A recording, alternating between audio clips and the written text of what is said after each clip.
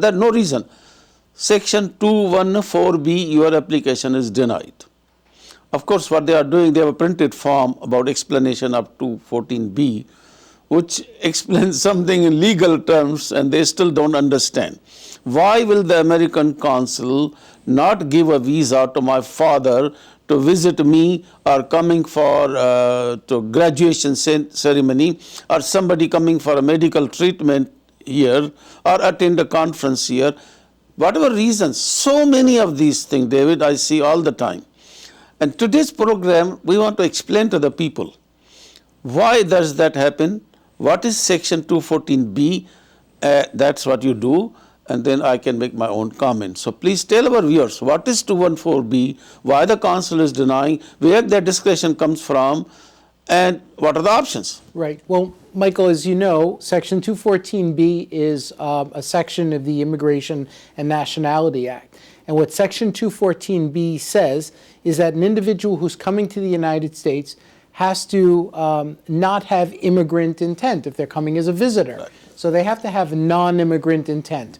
Non-immigrant intent means that they're coming to visit temporarily with the intention of returning to an unrelinquished domicile outside the United States. Right. Now, in order to demonstrate this non-immigrant intent, there are various types of things that they can show. They can show assets outside the United States. They can show that they have a place that they live outside the United States. It might be a deed. It may be financial papers for a place that they live. Could be an apartment lease. And it could also be that they have very strong ties to a community outside the United States. For example, a religious or a social community. Maybe a temple, a religious temple, or maybe a church or something of that nature. Very correctly said, but let me make a comment. These things don't work. I'll tell you why. The American consuls in India, especially today, people take a lot of papers, whatever you said, lease, documents, consul says, put on the side. I don't need to see, I don't want to see any papers. Let me just ask you a few questions. Okay, what is the purpose of your going, how long you plan to stay, where you plan to stay, questions, all of that quickly. But they have 2 or 3 minutes time only, not more than 4-5 minutes. And within first 1 or 2 minutes, consul's mind is made. Now going back to this question of that this 214B says that the burden of proof is upon the applicant to prove that he has no immigrant intent. So what they are looking like a scale. On one side, they are looking what this person has in India, family, relatives, job, business, ties, economic, social ties that will compel him to go back to India. On the other side of the scale is what they have in the US, relatives. Somebody is a brother, sister, citizen, green card holders, marriage. That scale is something that is a guideline. Unfortunately, even those people who fit into the scale on a favorable side are denied. And the discretion is there. Discretion is coming from the act, from the law. The Congress has given 100% full powers to the American consul to issue or deny a non-immigrant visa other than H and L and some K type of visas that we'll talk in a minute. That's right. And practically what happens, the first time the person applies and is denied, there very little chance, second, third or fourth time. It goes back and say, why you come again? Because they say that you should reapply, you can reapply anytime, but reapply only if there is some change in the circumstances, something different that you want to give us, tell us, than the last time. Do you think you are coming back and back again and again, we're going to issue the visa? That's their approach. That's their approach, and that's what happens, unfortunately. So keeping that in mind, we tell them, and you can add, prepare the client that your first application is the most important. Because be fully prepared.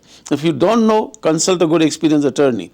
That I'm going for an interview, what are kind of documents, what kind of information, how the interview is going to probably take place, and how should I correctly present. We don't tell them to lie. We tell them tell the truth as a matter of fact. But counsel has all the information in the file. If you applied before, you denied and you say no. If you are married and you say no, don't lie, because that will hurt you too much. Denying is okay. This is a temporary denial. We can get another type of visa. We'll talk about that in a while. But when you commit fraud or misrepresentation in the application, you are charged with fraud. You can forget about. than getting any kind of visa, immigrant or non-immigrant, for the American consulate. What do you say? What do you say to that? I agree, Michael. I think you're pointing out a really good point that our viewers should be mindful of, is the fact that it is a factual determination. It's something that the consulate officers have a tremendous amount of discretion. They can make those determinations. They're factual determinations, and they weigh the equities, and they make their decisions.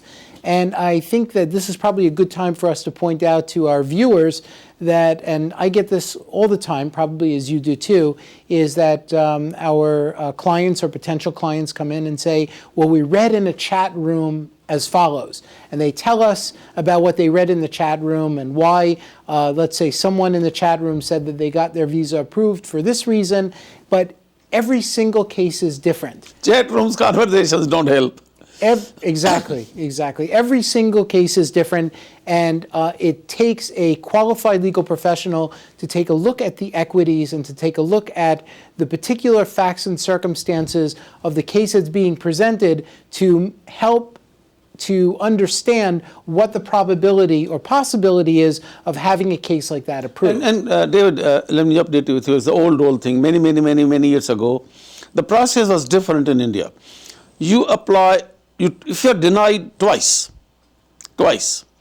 you are barred for 2 years from applying. That is the requirement that it was there. And then what we used to do, even after 2 denials, we could go to the chief of the visa section for a review application, requesting to reconsider review. And it did work sometimes because they have all the facts and all that. And in the 3-4 minutes, maybe the vice consul missed it, what the chief has, and he says, I think this is a good case, and gives back to the officer to look at it again. Now that is not there, unfortunately. You cannot request the chief to review or anything, basically consideration. You have to reapply. Government doesn't mind taking any money. Every time you go pay 5,000 rupees, and you put one more stamp, tick, tick, tick, tick, tick. So this is the problem. Now let's talk about something, my observation about we should have some changes done. Now, you know that to change the law, 214B is already a law. To change it, it's Congress.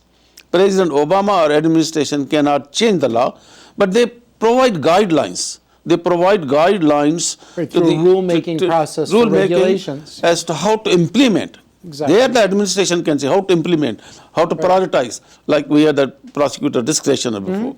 Right. Same thing, it is possible that by persuasion, and I think they are already looking into that to some extent. And see, this, just very quickly I want to say, and then you make some comments. Since then, this law was passed about 214B, maybe 60, 70 years ago or whenever it was. How much things have changed today? Since then, there's technology, there's a database, right? There are penalties, 3 10-year bars if somebody overstays. If a person has a 10-year visitor visa, he overstays just by 1 day, that 10-year visa is cancelled. So with all kind of penalties today, there's ICE, a student violates their status. ICE comes and picks him up, boom, deportation. There's a CBP, Custom Border Protection at the airport. You come in, they still want to interview you and make sure, right? And people are placed in deportation, people are also detained in the immigration jails. With all that has happened today, there's no need for the American consulate to strictly apply the 214B as they did 60 years ago, 50 years ago. Your comments. Well, it's a good point that you make, Michael, and actually, as you know, we were talking on the way over to the studio today about Obama's recent efforts to increase visitors to the United States, and that was done in the name of transparency and also done in the name of increasing the United States' economic viability through the use of allowing a more lenient application for visitors. And what probably they could do, if they wanted to, is this might be a good time to maybe set forth a clearer guideline that explains exactly what the consular official is looking for when they're interpreting Section 214B. In other words, when you're looking at the application of the law, set forth the criteria.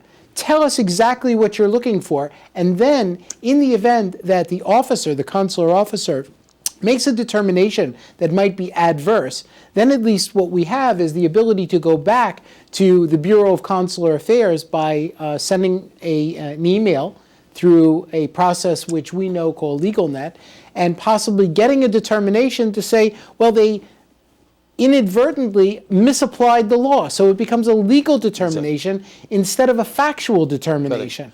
On that note, I want to say something that many years ago, many years ago, there was a bill introduced. The ELA, Immigration Lawyers Association, pushed for it, and a bill introduced in the Congress to have some kind of review procedure in the Department of State on denials, but it didn't fly because the argument was that the consul is on the field, he's the one who interviews the people, and whatever decision he makes on facts, it's not appropriate for somebody sitting in Washington, D.C. in an office to say it's a wrong decision, do it. But I mean, some people still take the help of senators and congressmen, and they think by going to a senator or congressman, he's going to write a letter to the American consul or the State Department, and then they'll give the visa.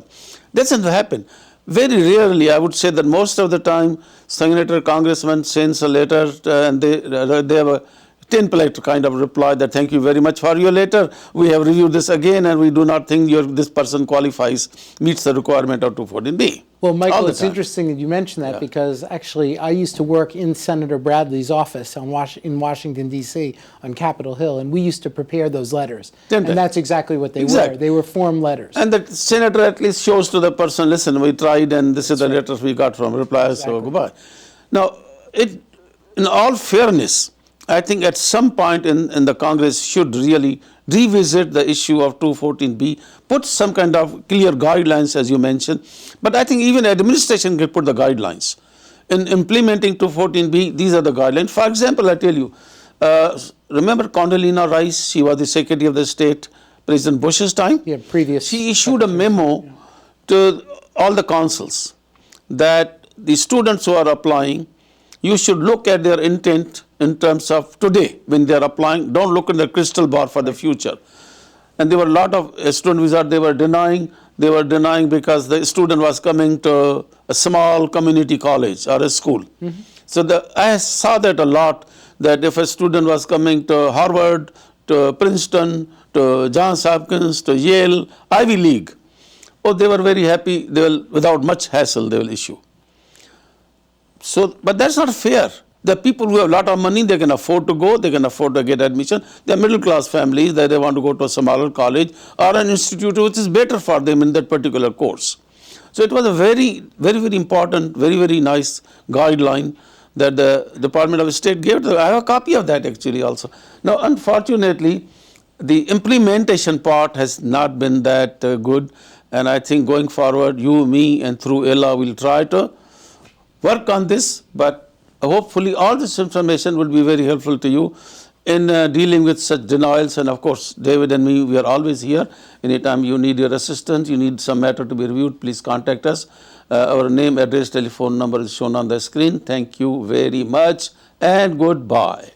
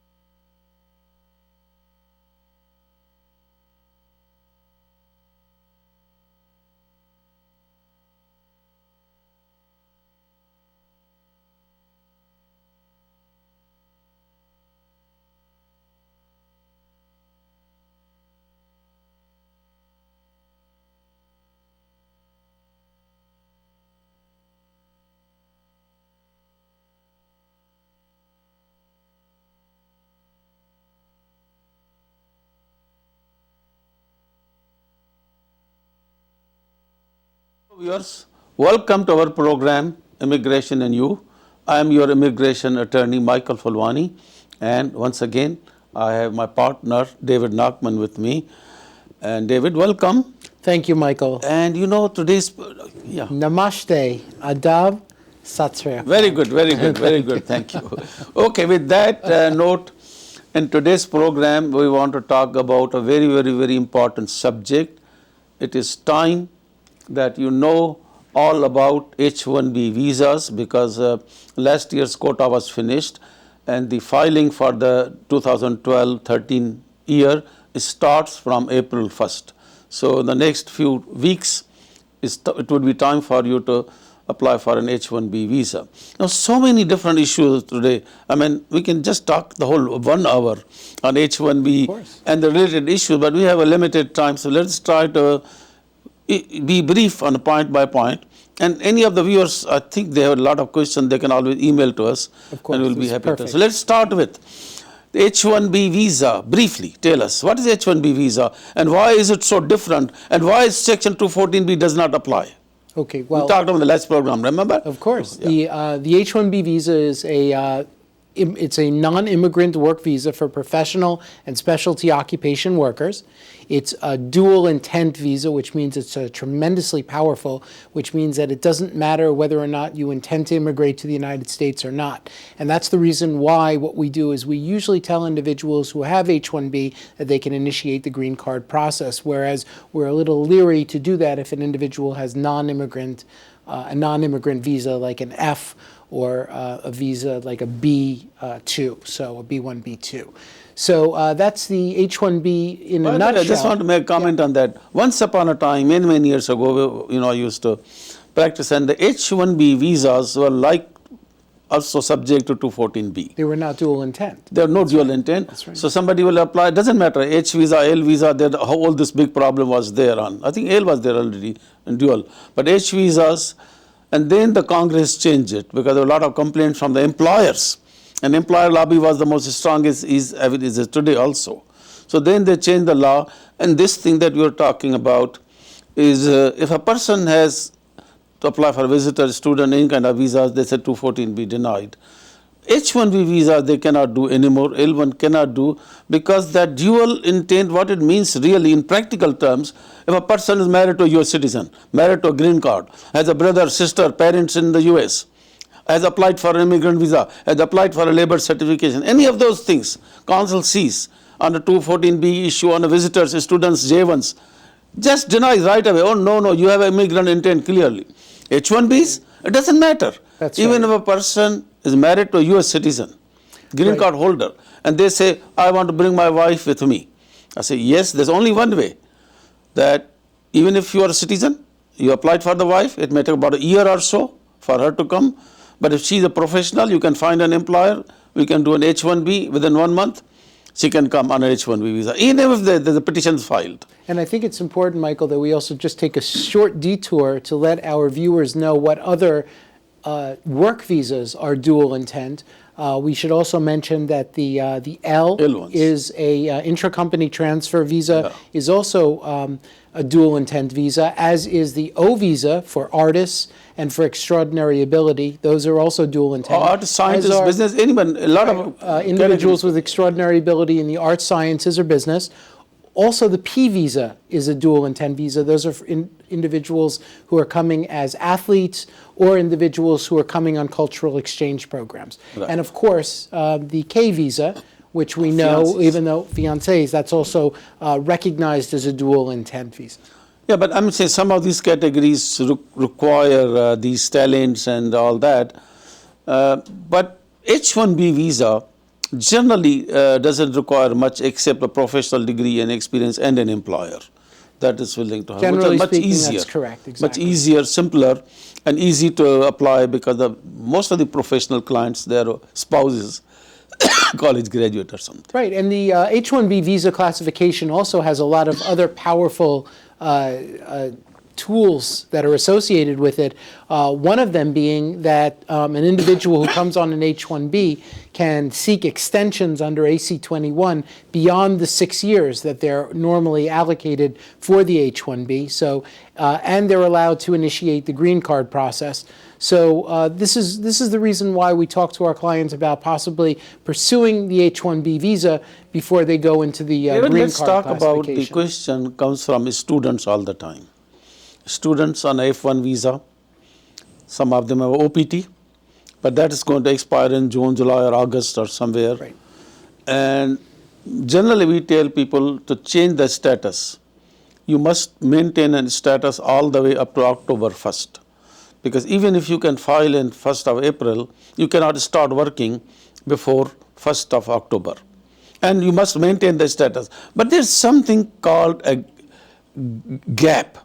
That's right. Gap period students get. That's In right. terms of changing from a student to H1. Tell the viewers about it. Well, Michael, we spend a great deal of time analyzing our clients' cases to ensure that they are able to have continuity in their work. So, for example, if we have an individual, a student who is in their OPT time, we're trying, if it's possible, to make their H-1B petition before that OPT time runs out, because there's a regulation which permits them to continue that OPT time through October 1st, and they can continue to work through October 1st on that OPT and then pick up that H-1B on October 1st. So that does not apply to that 60-day gap period. So they have to apply while they're in their OPT time. But it is also possible that the time left is much more than what the gap will permit. So some person can, let's say, student gets another student program and transfer to another school, and then he's another 1 year to go. Okay, right? You can change the visa into something like an H3 or any of the O visas or whatever visas are Right. concerned. Still, he will be able to. The important thing is that he must be in a valid non-immigrant status or covered by the gap, one of the two things, in order to change the status. Okay, again, if a person cannot change it for whatever reasons, let us say, he cannot change. It's okay. I mean, person can still get a H-1B petition approved. Right, and the idea would be, of course, not to accrue 180 days No, of not unlawful presence, and they then to doesn't go home, out of the country and pick get a up the visa stamp. H-1B, which of course has a whole bunch of different issues I was associated going to with say it. that. I And mean, think not that- preferable, but I'm saying if there's no other means for him, it is an option. And we have seen, there are some very good, clear cases, no violation, no issues about the employer, about him, or nothing. It's not the council cannot deny on 214B.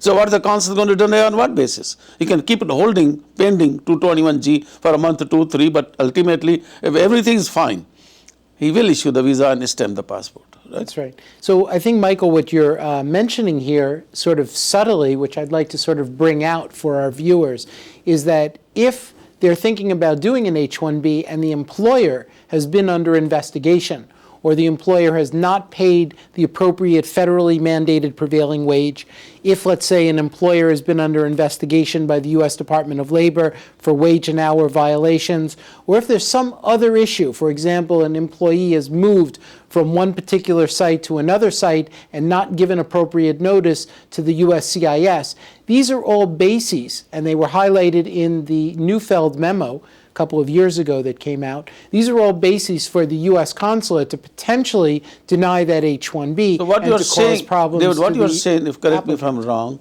that these people who want to apply for H-1B and are looking for an employer, they should do their own due diligence to see whether is this employer's blacklisted, is this employer already under investigation, is he known for putting people on the bench, is he known for making violations, for sending from one location to another without filing a properly amended petition to keep them in a proper status. Unfortunately, some are benching, That's right. and some of these employers, they don't care. They go to for whatever happens to the person. They are interested in protecting their own interest, and violations means nothing to them.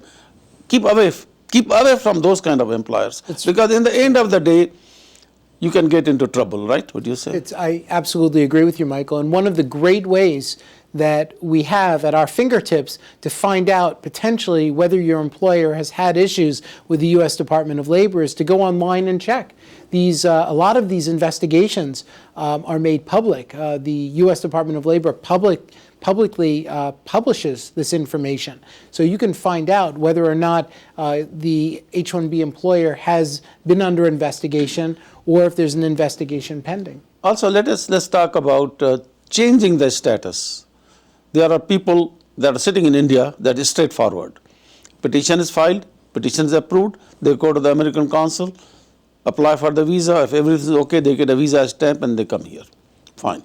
If they are married, they can apply for H4 for their spouse at the same time. And they both get it, they come in. But we have seen many cases where people are here on a visitor visa, a student visa, some other type of visa. And the time comes in, they change from that visa to H-1B visa. Okay. So then they don't have to, some people ask a question, do I have to go to India to get a stamp to start work? The answer is no. You change the status, come October 1st, you start working. Right.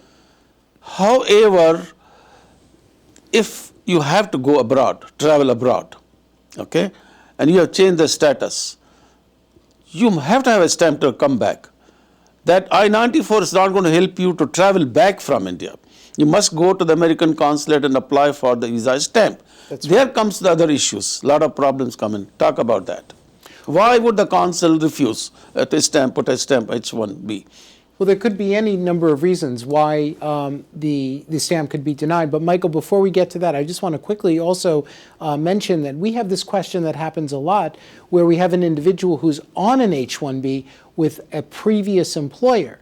And they ask us, can I travel on that H-1B? And the answer to that question is, you can travel on that H-1B visa stamp if it's still valid, as long as you have the approval notice from the new employer, pay stubs if you have them, and maybe information about the new H-1B being filed. That person that you said does not have to the American consulate, does not have to go. That's correct. To get a new H-1 stamp. That's you exactly can use the right. same old stamp with a correct new approval notice and travel, and that's fine. That's right. So they don't need to go to the U.S. consulate for the visa stamp. However, if an individual is going to the U.S. consulate with the intention of getting a new visa stamp in order to enter the United States, and by the way it works is that they can go to the U.S. consulate 14 days prior to October 1st, which would be the H-1B start date, to get that new stamp. Okay. Oh, actually, 14 days is when they were allowed to enter the United States. They can get a stamp anytime. Right. They can get a stamp, yeah. That's correct. It's 10 days. A lot of the consulates... Is it 10 days? It's 10 days. 10 days. It's 10 days. Right, but the consulates have it set up so that they try to get the people through with the stamps so they don't have a mad rush. Exactly. So they issue the stamp a month, 2 months in advance. Not a problem. That's right. But you cannot enter the U.S. more than 10 days prior to the start date, the date. October 1st start That's what the date. law Yeah, is. exactly. Yeah. Now, the problems there also comes on H-4s, unfortunately, okay? H-1B person, he changed the status from student to H-1. He say, okay, he doesn't have to get a stamp. He goes to India, so he gets married. Or he got married before already. He's already married. But he goes there, then he has to get a stamp. But let us say he was already married before, okay, and the wife was there, and he got H-1 change of the status, and he says now, because it was difficult for many people to get a F-2 for the wife. Consuls were again doing 214B. So we tell them that you have an option, better wait, your husband gets an H-1, then you apply for H-4. Right. So the consul cannot deny on 214B the wife. But Should not deny. Should not. Should not deny. But now what they are doing, they are not going necessarily on the intent question.